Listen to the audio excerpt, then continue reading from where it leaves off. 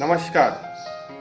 Great man international school की online classes में मैं आपका स्वागत करता हूं।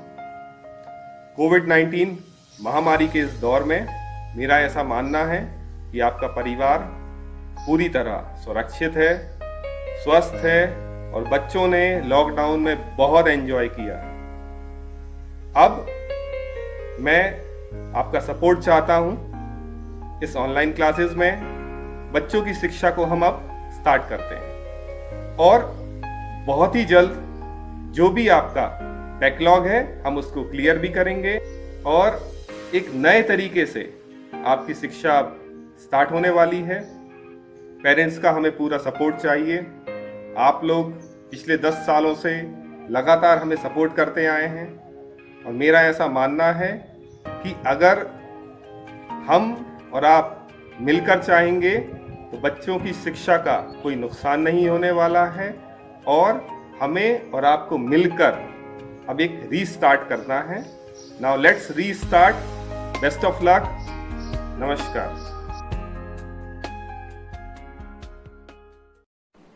Hello everyone, this is Mr. Vishal Massey and we'll be learning some things today. Let us start with chapter 9, Strategies for Enhancement in Food Production. Now, let us understand what this chapter has to say. This chapter has to deal with the production of food. When we talk about production of food, there is an increase in population, and this increase in population will demand a lot of amount of food, and for this reason we need to store and we need to keep food for ourselves. And for this reason, let us get along to understand as to how are the things that are taken care of. Now let us see what are the things are being used for this work. We have to be seeing the animal husbandry. We'll also see plant breeding. We will talk about single cell protein, and we also will talk about tissue culture. All these methods are used for taking care of the production. We have to be considering the quality, and also we have to be considering about the quantity. Animal husbandry deals with all the things that we get from the animals. Now we have the dairy farm management, we have the poultry farm management, we have beekeeping or apiculture, and also we need to see the other things that give us economic gain. Animal husbandry deals with care and breeding of livestock that are useful to human beings. New technologies must be applied to achieve quality and quantity. Now these include dairy farm management. What is dairy farm management and how we can take care of all these things? We need to see that we select good breeds of cattle, provide them with proper shelter, and we have a scientific way of feeding them with quality and quantity of fodder.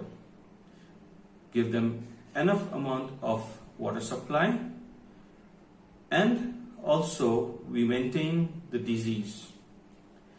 And we have also to take care of cleanliness and hygiene, and strictly we need to follow the hygienic practices. Then we have the poultry farm management. We need to select disease-free suitable breeds of birds. Now these birds, also we call them as fowls. We need to take care of them as they require a very stable temperature and a lot of care. We need to provide them with proper feed and water, and we need to provide them with safe farm conditions.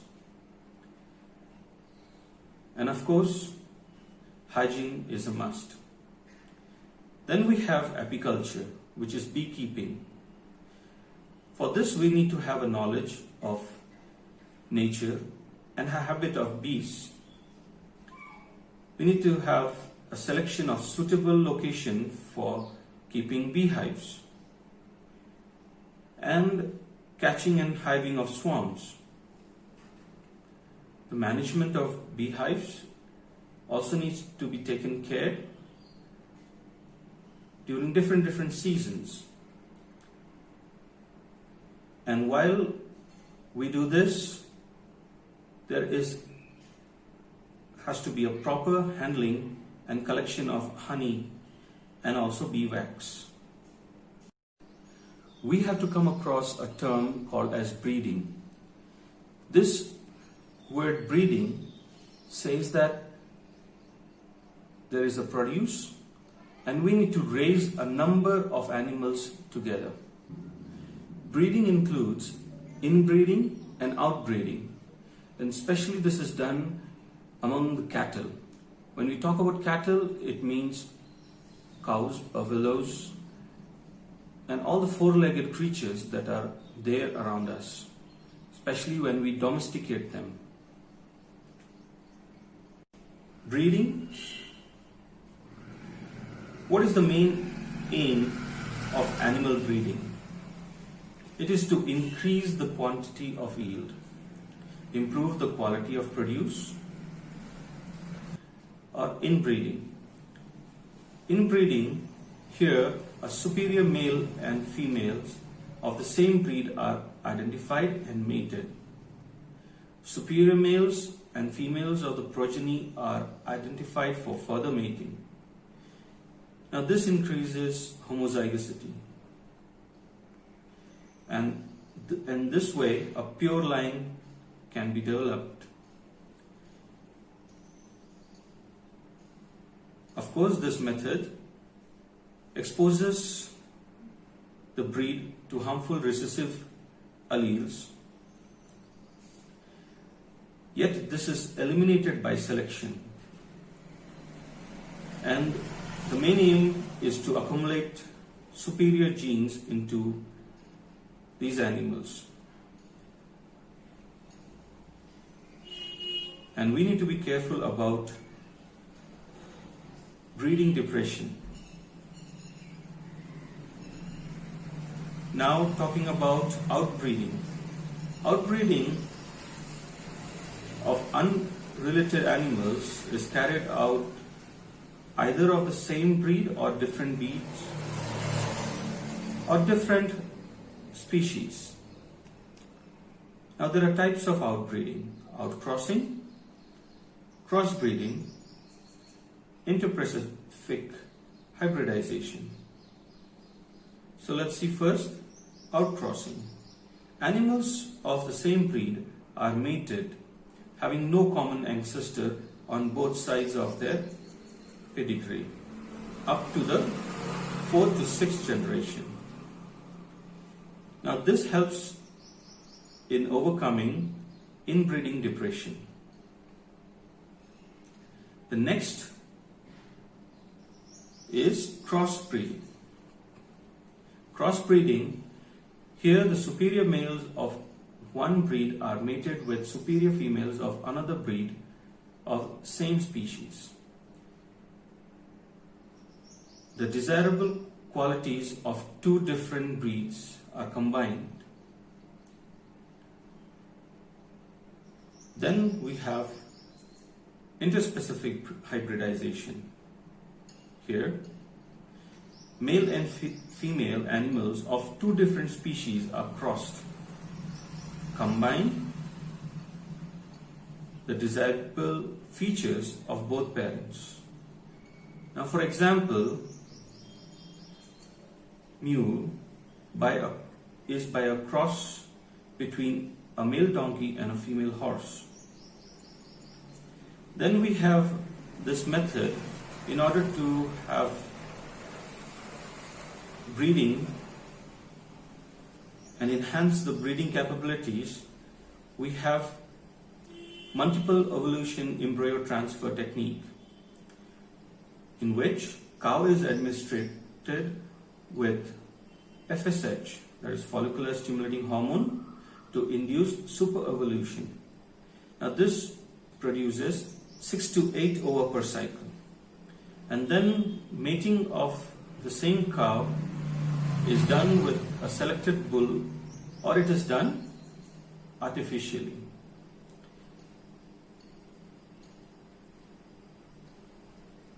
Fertilized eggs at 8 to 32 cell stage are recovered, and then they are transferred to a surrogate mother.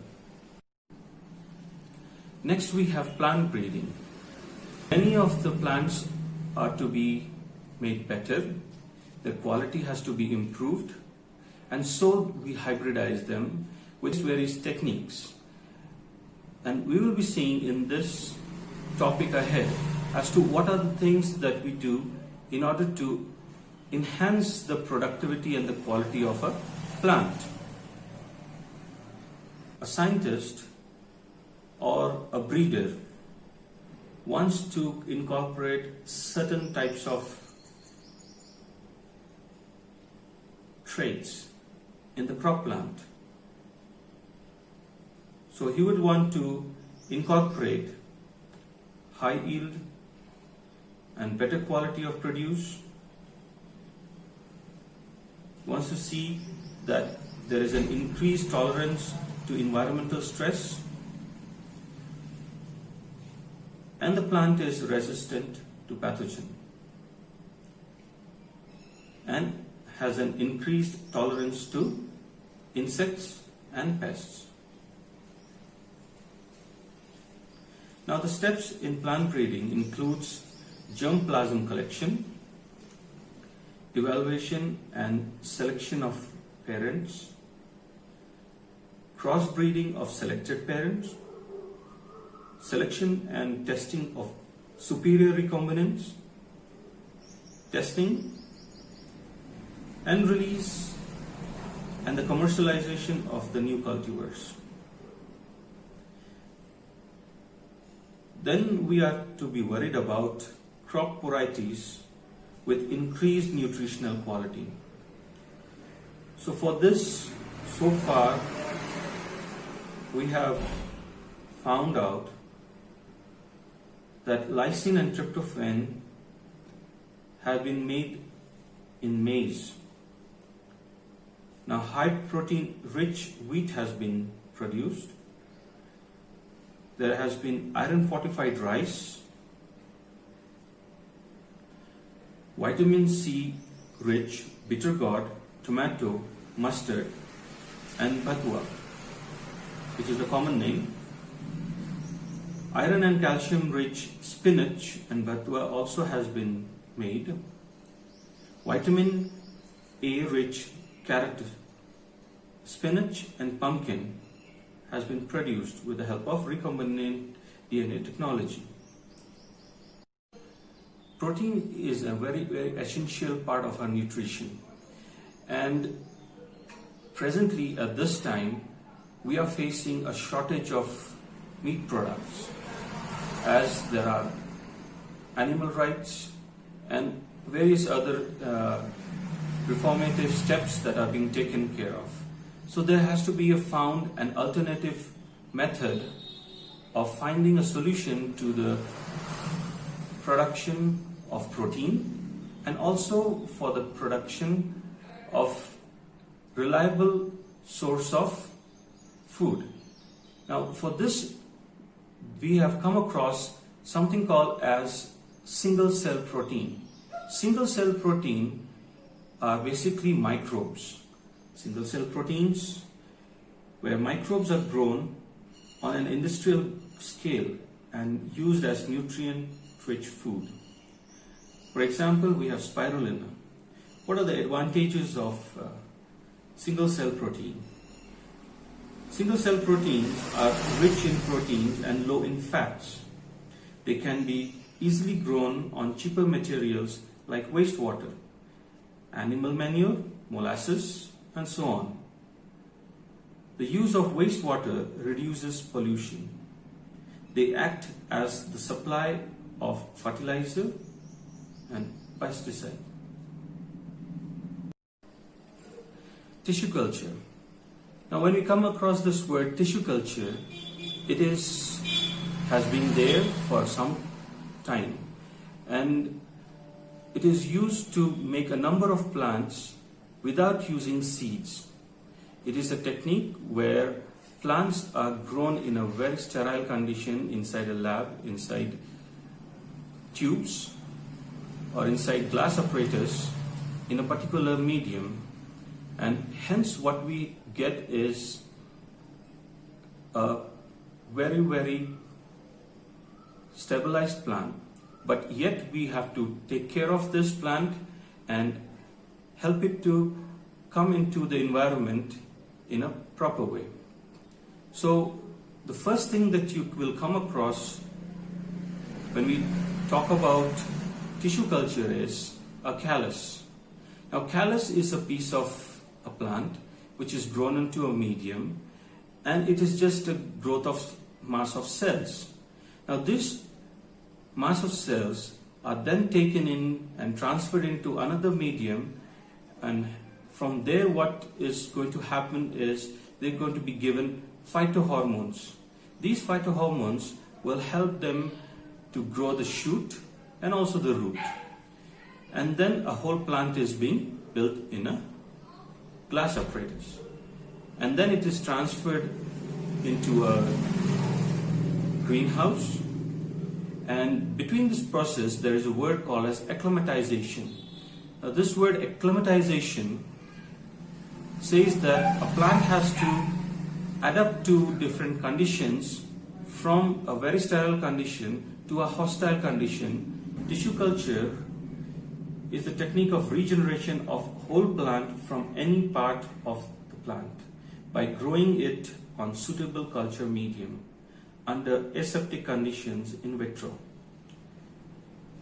The advantages include that a number of plants can be grown in a short period of time.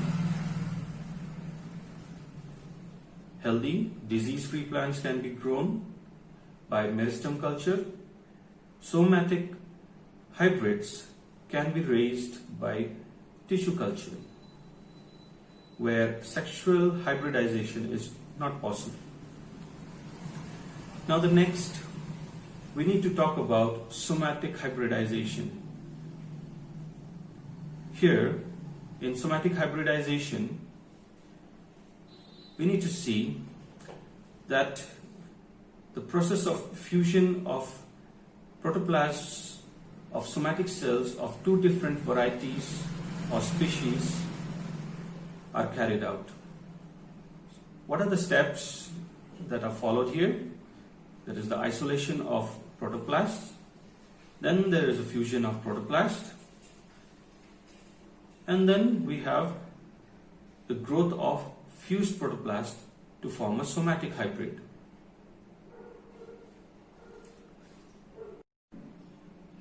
So in this chapter we have seen about animal husbandry and how to obtain products from animals. Also we have seen about plant breeding, where we need to have better and enhanced seeds in order to provide proper and good products from the agriculture section. Then we have seen about single cell proteins, which will gradually enable us to take away meat products. And also we have seen about tissue culture, which is a technique which helps in to get a plant any time of the year and as many number of plants that we require. With this, we will be winding up this chapter. Stay home, stay safe. Thank you.